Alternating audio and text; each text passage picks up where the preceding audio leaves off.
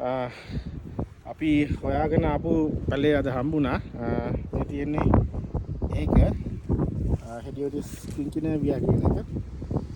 දැන් මේ වෙනකොට මල් පිපිලා ඉවර වෙලා හැබැයි දැන් ආයෙ මල් සීසන් එකට අපිට එන්න වෙනවා. මෙතන විශේෂත්වයේ තියෙන්නේ පඳුරු කීපයක් මේ වර්ගෙන් අපිට මෙතන හම්බුණා. මේ අනිත් එක තව විශේෂත්වයක් තමයි දැන් මේකට කිට්ටුවෙම තියෙන අනිත් වර්ග හෙඩියෝටිස් ලෙසටියානා කියන එක.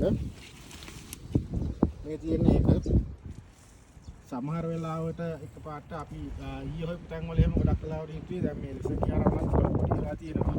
ඒකින සමහර ඒකම රේඩියේෂන් එකද දන්නේ නැති තමයි කියලා හිතුවේ. හැබැයි දැන් අද මේ පැල ටික දැක්කට පස්සේ හොඳටම තහවුරුයි මේක විශේෂයෙන්ම වෙනම වර්ගයක් කියලා. ඉතින් ඒක තහවුරු කරගත්තා. දැන් මෙතන ඔය හෙඩියෝටිස් වර්ග දෙකට අමතරව තව හෙඩියෝටිස් වර්ගයක් තියෙනවා. මේ තියෙන හෙඩියෝටිස් සිලනිකා කියන එක. මේ හෙඩියෝටිස් සිලනිකාත් දැන් මේ ගොඩක් අංග මුදුනේ ඉන්න අපි පහළ දකින්නට වඩා කොළ ගොඩක් පොඩි. ඉතින් ඒ හේතුව හින්දාම තමයි හිතුවේ ලෙසටියානා වලම වෙනම මොකක්ද දන්නේ නැහැ කියලා. හැබැයි දැන් තහවුරුයි අපේ කින්කිනේවියා කියන එක වෙනම වර්ගයක් කියලා.